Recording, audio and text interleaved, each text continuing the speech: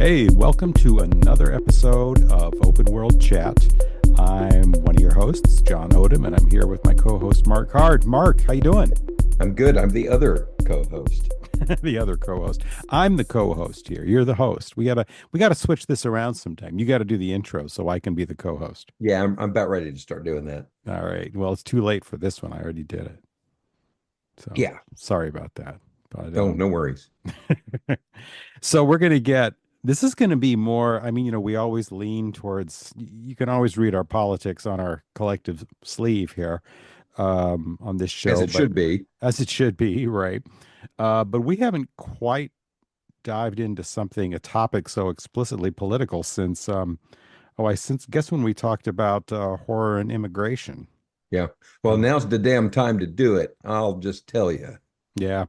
Well, to start us off, I'm going to read something that I saw from Emma Goldberg of the New York Times. Right. It's pretty recent, and I just stumbled on it, and I thought, there you go. That sets things off here for our conversation. She said, for nearly every American company right now, navigating the approach to diversity, equity, and inclusion is a little like this. They're perched on chairs, and the floor is lava, and the lava is the froth of lawsuits, investigations, and social media backlash that could arise with any next step. So that's what we're talking about here is the kickback now on all kinds of DEI programs, the very term DEI that has come with the Trump wave. Some would argue that that had already begun, but it really has come to pass with the Trump control of the government, where government is being I'm used. sorry. I think you mean Musk. True that. Anyways, the power of the government is being harnessed to try to stomp out anything that smacks of diversity, equity, and inclusion. And it's Yeah, scary. and let me just flex my credentials here a little bit. Hmm. Oh, and we're My talking about this just before I get too far, really in the context of all the things we love, movies, yes. comics, games, and how it's going to trickle down to that level. But anyways, go ahead. So let me just flex my intellectual and academic muscle here. Flex it. So as you guys know, I was a political scientist at the university level for about 30 years. And I taught many courses in Introduction to American Government. And let me just tell you this, that what the Trump administration is trying to do to private businesses is exactly the reason why the founding fathers wrote the First Amendment. They believed it was one of the worst things a government could do would be to try to pressure private businesses, private concerns, uh, to adhere to the government's ideology. Hmm. And this is exactly what the Trump administration is doing. They are trying to crush private interests into following their, and I will say it here, fascist ideology by they're using government coercion to force people into a certain set of beliefs. Hmm. And that is exactly why the founding fathers wrote the First Amendment, not to promote that, but to prevent it. Hmm. So this is really serious stuff. This is what the Nazis did. This is what they did in Stalinist Russia. This is what they did to try and make people conform to a certain set of ideals. Hmm. And they're doing it now today in America. And as a lot of it is, a lot of the worst of it, at least in my opinion, is is that control of the language that's Yes. happening. That not only is the government trying to force out programs, certainly at governments at the state and local level, that's already begun, at least at the state level, but also, of course, corporations. But they're using it to an extent, not just by stopping the programs, but and not even by co-opting the terms, by eliminating the terms, diversity, equity, inclusion, multiculturalism, things that use these terms have to stop using them. Yeah. I mean, And it's, this is nothing short of doublespeak. yeah. That's exactly what this is. And what listeners should understand Well, it's is, newspeak is what it yeah, is. yeah. So what listeners should understand that all of this is an attack, a direct attack on your fundamental First Amendment rights, not just to free speech, but also freedom of association. Hmm. They are getting rid of organizations like Black student unions and Hispanic clubs. West Point has gotten rid of all its language clubs except there were two of them, and they're all white guys. They're both English with an English accent and English with an Australian accent. Yeah, I mean this is serious business. So when we talk about this, listeners should understand that this is an attack directly on them and what they can and can't do. Yeah. And this is a violation of the worst kind of the worst sort of your most fundamental liberties. This Hmm. is absolutely what the founding fathers feared. Yep. Yep. Well, one of the biggest targets, the biggest target, at least in the corporate world, who's been the biggest target? One guess. You know who I'm talking about.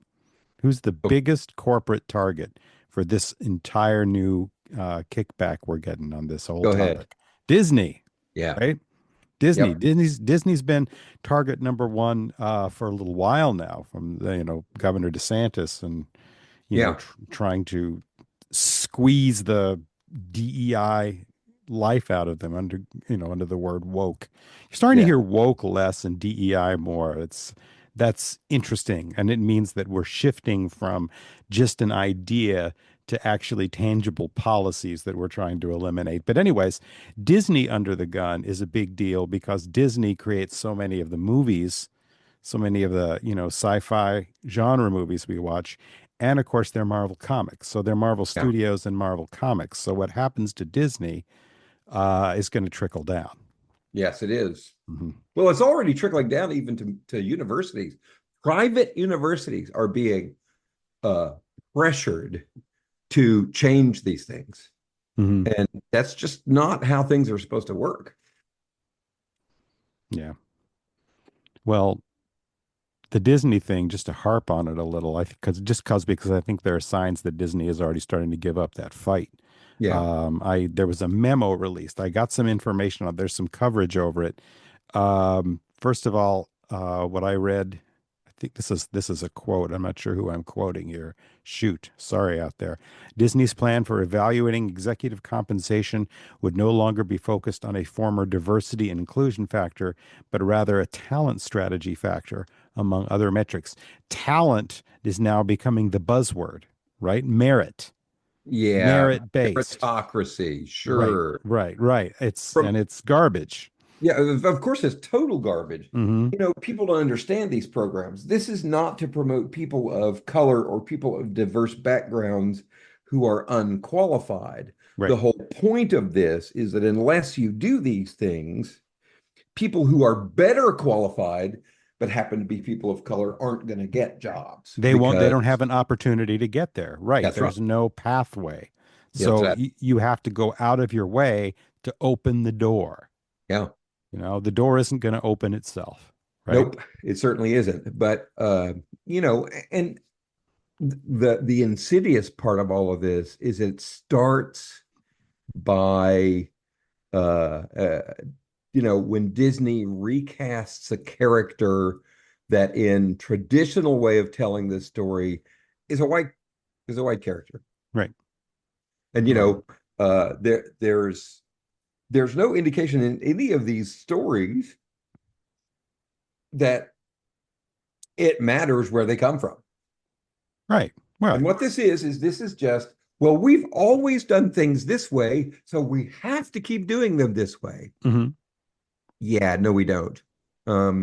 There's a quote that a poet said that really makes me think of this. Um, and what we're really talking about here is art. And what we're really talking about is how artists create what they're looking for. Hmm. And now Republicans want to shape every part of our society, including artists, into following their ideology. Um, I love this, and I've been thinking about this a lot. The poet Adrian Rich said, "Art means Mm. nothing if it decorates the dinner table of the power that holds it hostage."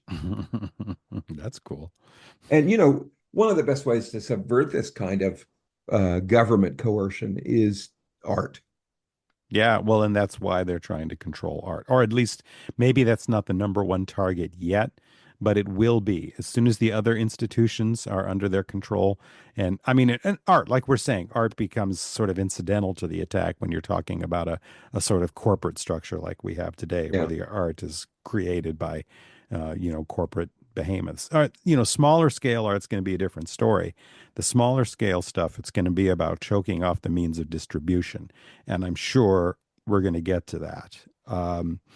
I'm fixated a little on Disney and Marvel, but I will say about Marvel, I was looking at the top selling comics, and the top selling comics, for the most part, and this is true with DC too, they're what you expect.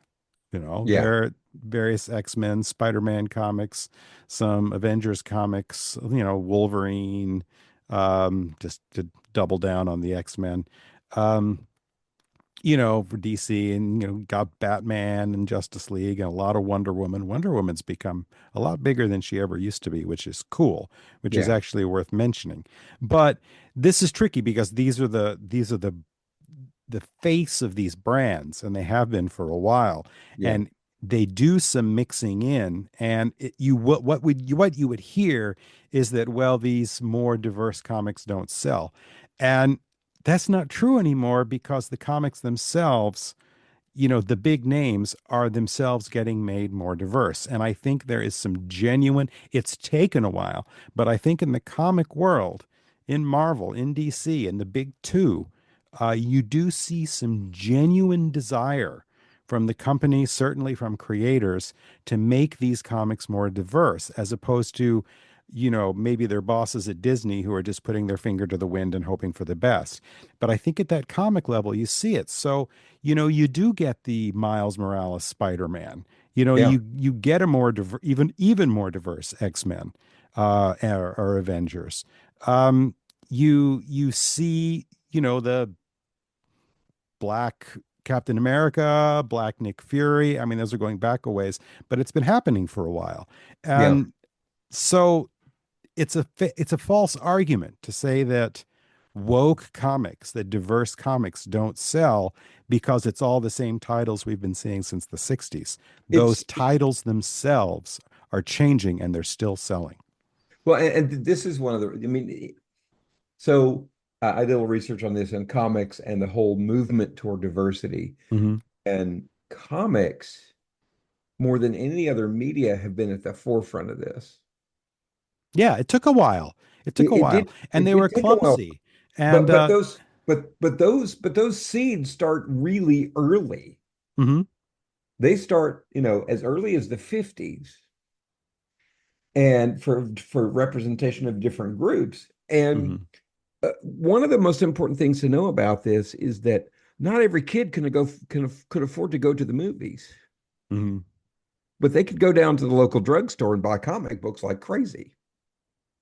So I have a cousin who's a uh, who for most of her career did English as a second language, and she would sit and tell you that comic books are one of the best gateways, not just to learning fluency with English, but an introduction to English literature. mhm, And we're not talking about, the old classic comics where they retell, the Western canon of literature. We're talking about every comic book out there.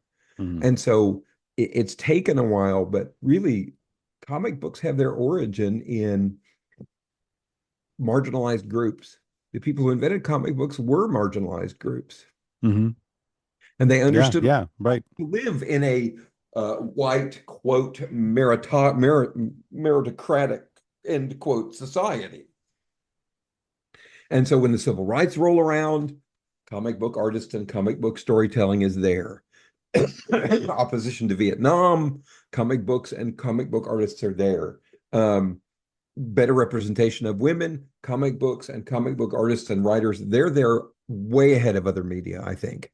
Right. I think so too. And I think the real change that you saw, um, in sort of the latest stage of it, arguably the final stage. Well, no, I would never say that because I'm a white guy and I have no way to make that call. But is the real effort, the big two, and I got to give DC credit on this. They really Yeah, started it sooner, and Marvel sort of followed up from behind. But to really reach out and do a little DEI of their own, find those creators. The independent comics world is a great incubator for talent. And they would reach out and open the doors for, you know, creators of color, for yeah. LGBT creators to come in and be part of the big stage here. And so it wasn't just even about making the comics more diverse. It was about making the creators and the creative minds more diverse and watch the comics follow. And that has been the most revolutionary phase of that whole process. And it's true. They've the idea has been there for a while, but taking it to that next stage has been incredibly successful. You've got some great comics out there, and they have been highlighted in such a way that, like I say, the mainstream comics are more diverse than anybody wants to give them credit for. They're writing things like Avengers or Spider-Man or whatever. I don't mean to say they in the sense of separating us all more than necessary, but you know what I mean. We're getting a diverse stable of talent in the comics world like you don't see so much in the rest of the And world. more to your point, it's really successful. It is successful, and that's what they deny. It's Yeah, successful. it's super successful. I mean, Hmm. Miles Morales is probably more popular than Peter Parker ever was. I don't know about that. But Well, you might be right. I mean, if you you might be look at right. if you look at a diverse spectrum of, just as an example, economic groups Hmm. that are now paying attention to comics, I bet that spectrum of people on the socioeconomic status, I bet it's wider now than it ever has been. Hmm. Yeah. Um, but I don't think people understand that this is a path to success. And uh, the here's the thing that really bothers me about this, besides the obvious problems with racism and misogyny and other stuff. It's terrible business, Yeah. because the fundamental rule of business is and should always be everybody's money's green. Hmm. And when you start saying, oh no, you can't include this, you can't include that, you can't include this, what are you denying yourself? The wider market. Right. You know, Um, Go ahead. I was just going to say, this line of what is it? Get woke, go broke, that they love saying so much. And anytime, it's sort of like the evangelicals. When a natural disaster happens to the Northeast or California, well, that's God's wrath. And That's then you right. have a hurricane rip through the South, and we don't talk about that. So Yeah. it's they'll point out the ones that fail like Marvels, or the Marvels rather. The film that was essentially Captain Marvel 2, Well, I'll just, along with Ms. Marvel and the other Monica Rambeau from the comics, right. instead of acknowledging that the problem with that movie is that it wasn't good, but it Yeah, it was just becomes the bad number one script. example. Right. But then we don't talk about the latest Black Panther movie, which Oh, was yes. $1 billion movie. Right. And then, the most current example is Captain America Brave New World, just, Hmm. opened this weekend. Guess what the number one movie is? Yeah. Yeah. Yeah. And that's Go. good. That movie's going to have problems, but for different reasons, and that's one for another episode. But anyways, I mean, let's talk about this, the empirical fallacy of go woke, go broke. And this empirical fallacy starts at the very beginning of the assumption. I forget who it was, but you got three people, Mel Gibson and Mark Wahlberg, and I can't remember the other person. They're going to start their own studio system, which doesn't do any of this woke stuff. Yeah, what's the over and under how long that studio is going to last? Right. And here's the reason why. So I did a little research on this, and you hear lots of conservative complaints about how the Little Mermaid can't be black. Well, Hmm. only if you have a really stunted imagination, but Sure. The Wicked Witch of the West, right? right. And so the thing is, though, I think I lost my train of thought here. No, So it's the okay. fallacy Trains of thought here, are overrated. the fallacy is that if you go woke, you go broke. Here's the fallacy in that. They complain a lot about these movies and they say they're terrible and they say they're not going to succeed simply because they're woke. Do you know how many movie tickets were sold last year? You'll have to tell me that. I don't know. I don't think About as many as 800 the year million. before. Whoa. About 800 million movie tickets. Now, let's be generous here and say half the American population is conservative. Hmm. It's not, but let's be generous here. 800 million tickets in a population of 330 million people. There are an awful lot of conservatives going to see these woke movies. Right. And these woke movies are going to dominate the box office for the foreseeable future. And will it be based on the fact that they are including other people? No, it'll be because people want to go see these movies. You know, I found this hilarious concern troll when I was doing a little searching for this. I mean, he's not anybody. He's just Right. some guy who's got an account on Medium, like us. He's Yes. nobody. Just like you and me, just has Right. something to say and puts himself out there to say it, and more power to him. But it was a very interesting or concern control troll. That'd be an interesting concept, but a concern troll where he starts talking about, he tries to set himself up as, oh, what's wrong with diversity and inclusion and equity? It's wonderful. We love it. But there's a right way to do it and a wrong way to do it. And he starts off basically saying that they shouldn't be combined, that the Miles Morales theory is wrong, that all this stuff should be separate but equal, basically. And that just doesn't reflect the world, of course. So why would you want to have this stuff that doesn't reflect the world?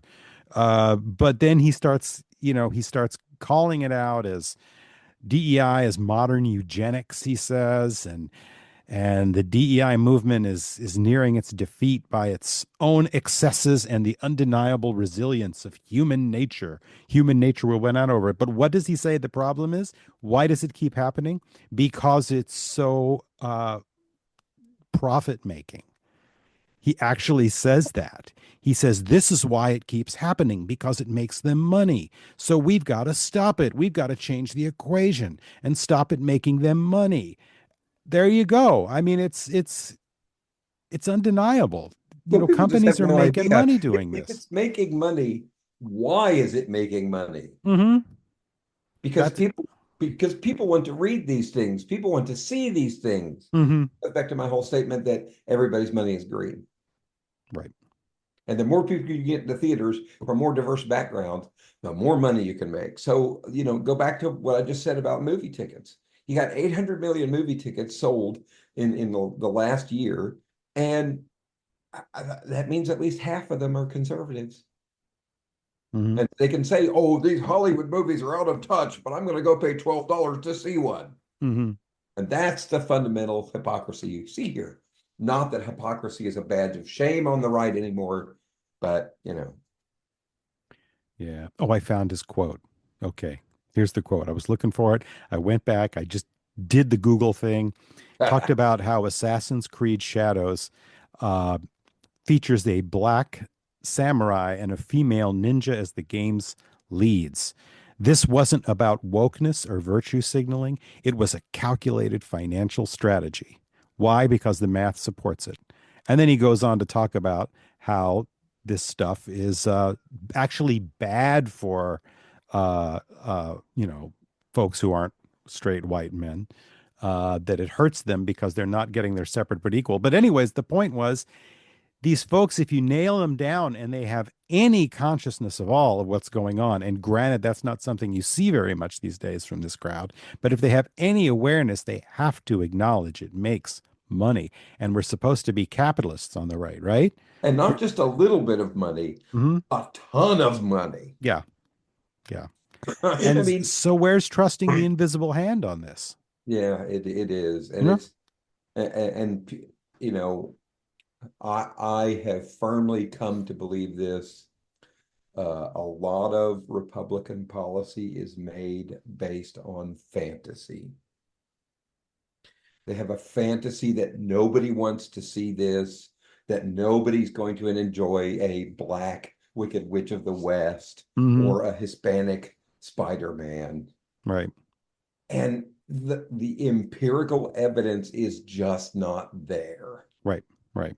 That if you include these characters in well-written stories and well acted and well directed stories or well composed comic books, it's going to succeed. Right. Why?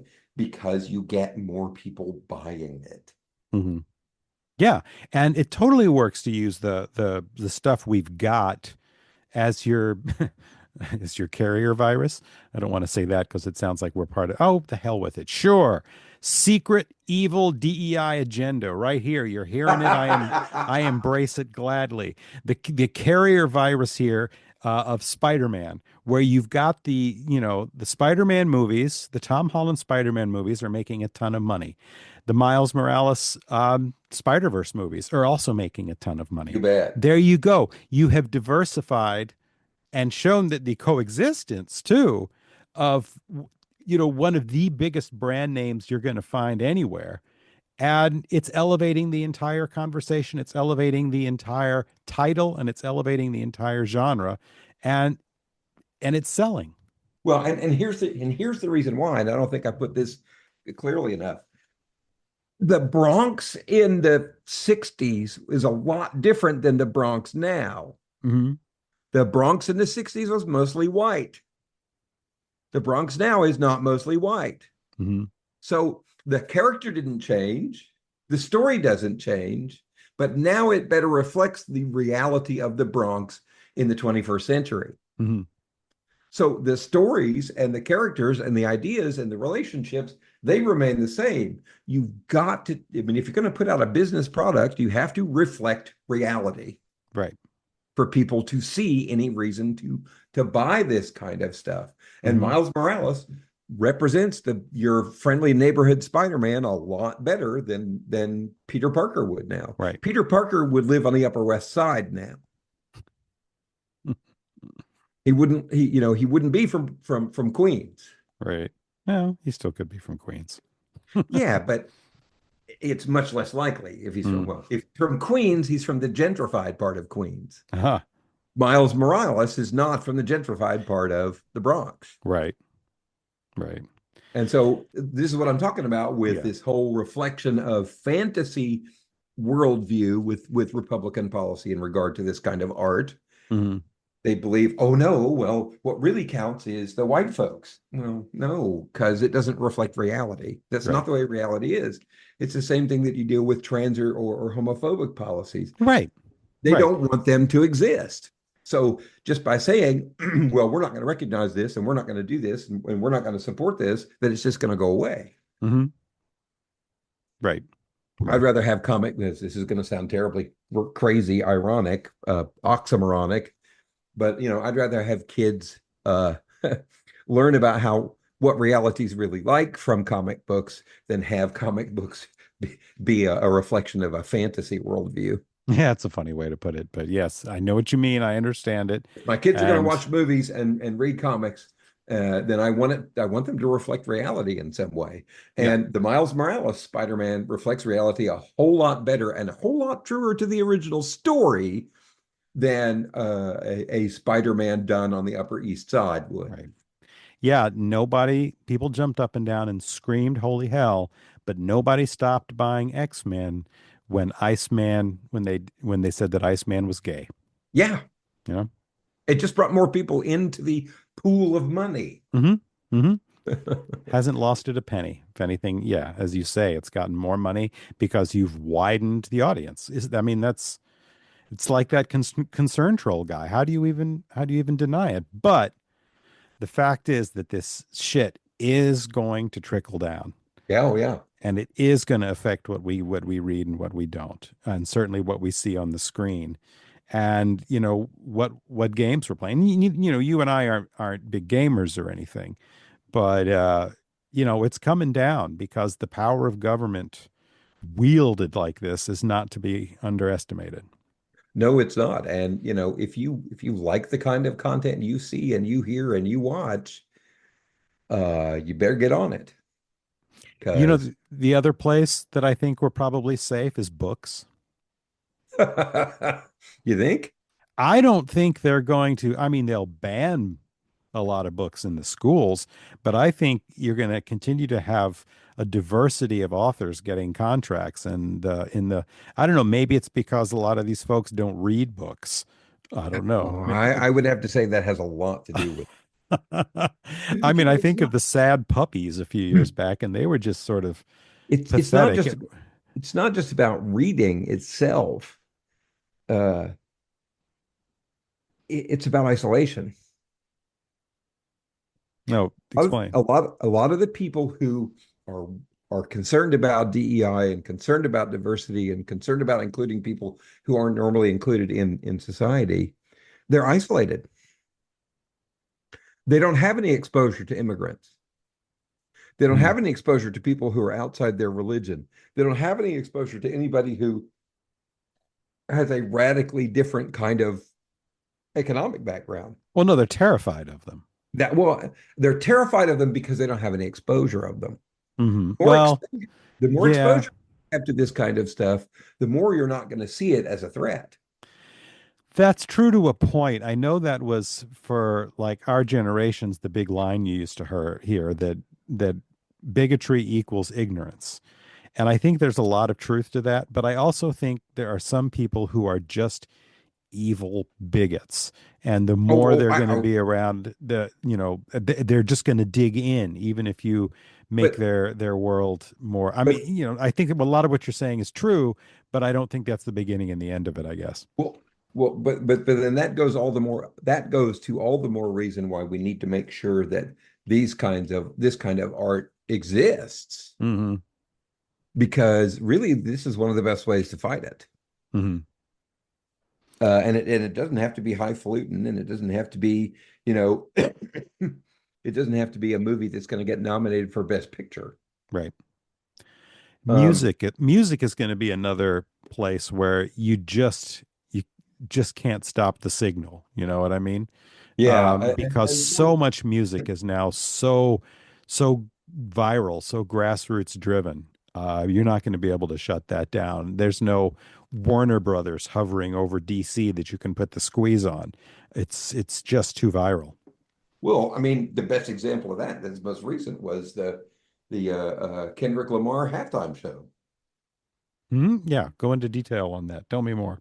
Kendrick Lamar put on this halftime show Right. where the first line out of it of the rap that he does is 40 acres and a mule. Oh, right. More important than the music, y'all. Hmm.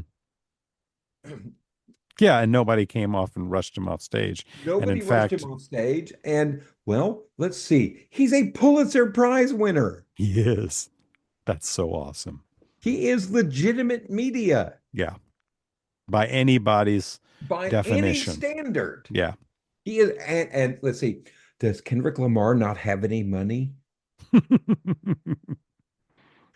Let's just look that up real quick. Yeah, although at this rate, Drake might not. Oh, I went there. But yeah, no, you're right. I don't think I mean, that's what makes this whole thing so discouraging is all the forces that have been pushing us towards the direction of justice are still there. And it's going to take in its beginning, such a huge amount of energy and power to push back on those. With all the problems we've had, and we've got so far to go on these issues, but we've been heading the right direction. And to be able to marshal enough power to stop that progress, I don't think at the end of the day they can, but No, I don't think they can it's either. going to be really hard to watch them go to war about this with so many weapons in there. Oh, and make no mistake, that's what this is. This is no holds barred here. Hmm. They are going to create an absolute war on the culture. And let me put it this way. So in the 80s and 90s, when we saw this big upsurge in Islamic fundamentalism, everybody in the more traditional kind of academia was talking about, oh my God, they're getting stronger, they're getting more, they're getting to be bigger and more powerful and have more public support. A French philosopher came out and said, excuse me, you all have all this all wrong. Hmm. Violent Islamic fundamentalism is pushing back so hard now and so effectively now because they know the writing's on the wall, Hmm. because they know that advocating a 12th century kind of civilization is not going to stand up to modern media, to satellite radio, to uh, increased economic upward mobility. And I think that's what's going on here in the long run. In the long run, old white guys know their days might be numbered. So here's a question though. Here's the question for you: Yeah. is if the metric of history here is 3 steps forward, 2 steps back, and we're stepping back right now. Yeah. How far back do we go in a year? Well, How bad is this going to be? And then in 5 years, how bad is it going to be?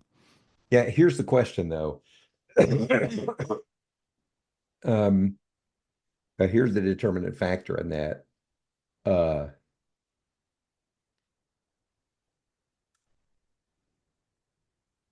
it's not all lost.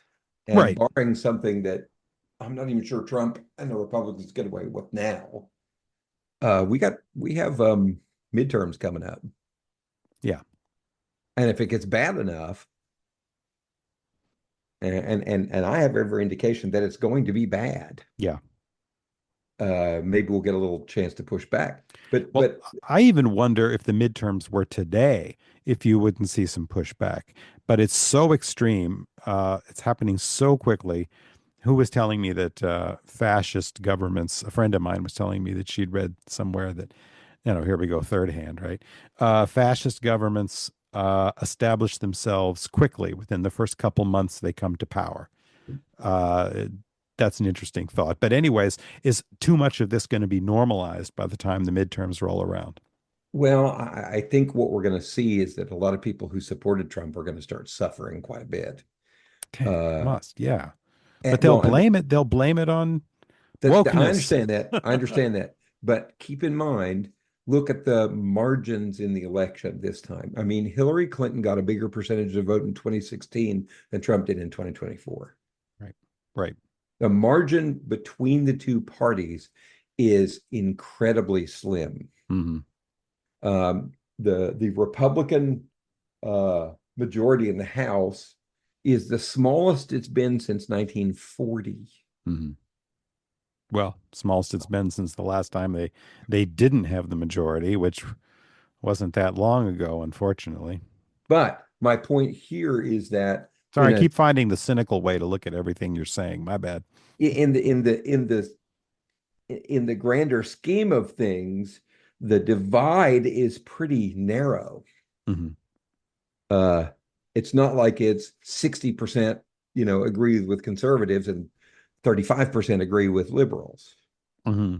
It's very narrow. So the ability to dominate absolutely is going to be more difficult to do. Now, this is barring that, Trump doesn't decide he's just not going to get rid of all elections Hmm.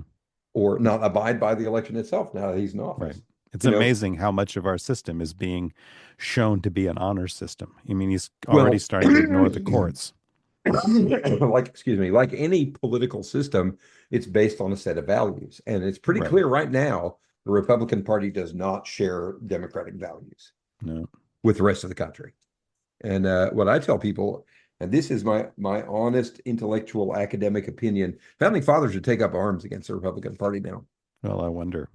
I've, you know, Oh no, I've no, had no. the wondered the same thought, you know. Well, What were think they about fighting? this. Just based on the last 3 weeks, uh, Trump has exhibited a level of tyranny that the founding fathers would be shocked at. And by tyranny, I mean the actual Greek classical meaning of tyranny, which is Hmm. someone who rules without legitimacy.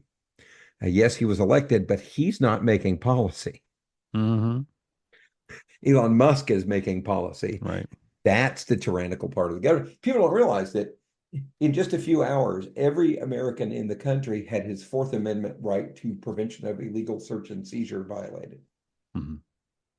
Yeah, Elon because Musk, by seizing the Treasury records and sure. the Social Security records, he violated the Fourth Amendment en masse. Yeah. And keep in mind, when you're making your tech decisions, a great number of these billionaire know-it-all tech guys, and we should do a show on this, I think, don't believe democracy works anymore, and they believe it is their obligation to destroy it. Well, they're the vanguard. No, no, they're not just the vanguard. No, they want to be the fundamental direction society goes in. They're already some of these guys are already founding cities, communities where if you Yeah. want to leave, you have to scan your card to leave, you have to scan your card to come back in. Mm. And these communities and these tech bros are undermining governments in other countries. Right now, I want to say it's Guatemala or Honduras. There's one that the government is really fighting against Yeah. because you've got billionaires that establish these communities and they want it run the way they want it run. And they Yeah. don't care what the government says. And, Well, there's fundamental hubris here. All right, you can code things and solve problems. Doesn't mean you get to rule the world and right. doesn't mean you're an expert in everything. And, to bring it back to what we started talking about, you can't, the number one enemy you're going to have in a process like this, the number one enemy to fascism is going to be the arts, That's whether right. it's, music, books, and to us in our culture, that means movies, that means comics, that means games. You know, I don't care if you're bristling at the idea that those are arts. They are. They're the arts of the modern era, and they're going to have to find ways to control them, and they will control some of them because That's right. fascist regimes do have successes controlling the arts, but they can never control them completely, and it No. tends to be the places where resistance really blossoms. And that's one of the reasons why they go after why they go after artists first, Hmm. because Yeah, the smart ones. they know that culture defines politics, and Hmm. if they can control the culture, they'll define the politics. Hmm. So my advice to you, one way you can resist if you don't like the current form of government is go out and buy a Miles Morales comic book. There you go. Go out Absolutely. and watch Captain America: Brave New World. Go out and see the next Spider-Verse movie. I think that still comes Heck out. yeah. That coming out this year? It's supposed I to don't know come out when the this release year. date was the next Spider-Verse movie. It was supposed to be a year after the other, but I think it got. I should know this. What's the matter with me? Never mind. I didn't bring it up. I'm showing my ignorance. Hang on. These are the things I'm here for. This is what I'm supposed to know. Oh, Spider-Man 4, 2026. oh, that's a bummer. Oh well. What are you gonna do? Got to Oh, wait till it might come at 2026. exactly the right time. Oh no, that's Spider-Man 4. That's No, I'm four. You're right. Three. no, I mean the Spider-Verse. The next Spider-Verse Oh, you're movie. right. You're right. You're right. When is that one? Hold on. Is that still this year? Oh, I hope it was. I'm going to Hang check on. Google AI. Beyond the Spider-Verse. And it's the next Spider-Verse movie. I know people are going to love to listen to us type stuff into Google. It's undefined. They haven't. Oh, 2026 at the earliest. Damn it. Oh well. I wonder if that's for the reason that we're talking about. Huh. Well, no, I think that's just a little bit of corporate, probably some corporate bungling, but some also artistic overreach. Uh, Yeah, that may be true too. I think it's really important to talk about one thing here before we uh, wrap this up. So, hang on a second.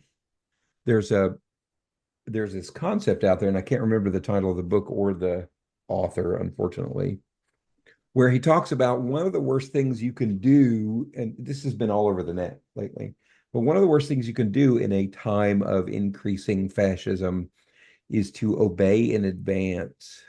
what do you mean by that? That's an interesting turn of So, phrase. as an example, Google Maps changing Gulf of Mexico to the Gulf of America. Hmm. So the idea behind this concept is don't change what you're doing. Don't change how you look at the world until they try to force you to do it. Hmm. And so obeying in advance and Google and Apple Maps changing the Gulf of Mexico to the Gulf of America, that is obeying in advance. We don't want them to crack down on us. We don't want them to take money away from us. We don't want them to another great example is Axios, the journalism Yeah, sure. site. Hmm. Yeah, they let's see, what did they do here? They did something this week where they essentially gave up access. Oh, they changed it to the Gulf of America because of what Axios happened. did. Yes. Axios is now referring to, well, you And know, here's the reason why they did it. They wanted to maintain access hmm, sure. because what happened with the AP? AP said, "Screw you, we're not changing it to Gulf of America," and so now they're permanently Trump. They are permanently locked out of the Trump White House. What's amazing is AP, I wouldn't even describe them as saying screw you. They were just being very sort of even keel about it and Yeah, no, being a it doesn't little make any sort of difference. analytical. And that was too much. Right. It, Any it doesn't make any difference. Just being thoughtful. any resistance to Trump and his agenda is going to be taken as a crime. Hmm. And Yep. this is really the problem. And but well, the comment I made on that particular story was giving up your principles to get it to keep access. That's the way fascism wins. And that's obeying in advance. Hmm. And that's how you allow fascism to seep into every aspect of the culture. So don't let them change what you watch. Don't let them change what movies you go to. Don't let them change what TV shows you go to. Support these things you know that are good. Support these things that support diversity because that if you don't, if you say, okay, well, I'm not going to watch that, I'm not going to go there, I'm not going to do that, then they win. Hmm. And they didn't have to do anything to you to make you, they didn't have any way to coerce you into, I mean, into supporting them. Don't obey in advance. Don't don't try to dodge it because the real thing is this. There's a whole lot of people uh, in Nazi Germany who said, well, if I just play along, I won't be harmed. If Hmm. I just play along, these policies won't affect me. No, That sure. ain't how it works. Hmm. Not when all is said and done. That ain't how it works. Yeah. You can't run away and say, okay, we'll call it the Gulf of America. That's giving in. That's obeying in advance. If you want to make sure that fascism doesn't stick, you stand up to that. Well, we're going to have to return to this we should probably wrap it here, but we Yeah, should, we're I definitely want going to to wrap it. return to this conversation again in like a year because we've been talking, I mean, we've been talking generally, but we have been talking about how this stuff may play out and what the powers that are aligning are. And in a year, we'll have a better sense of how it has in fact been playing out.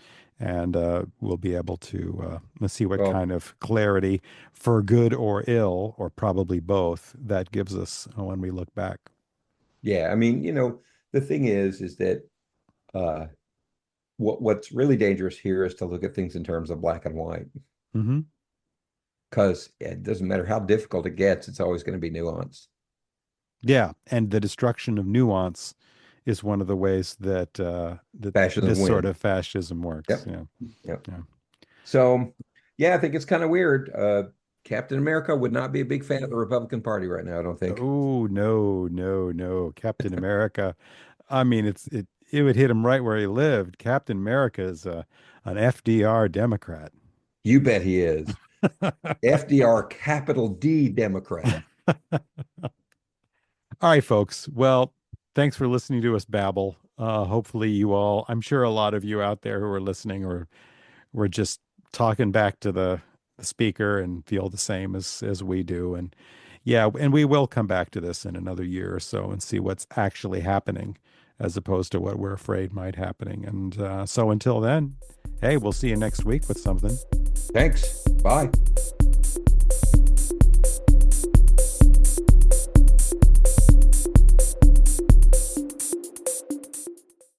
Our theme music is by Christopher Piatek.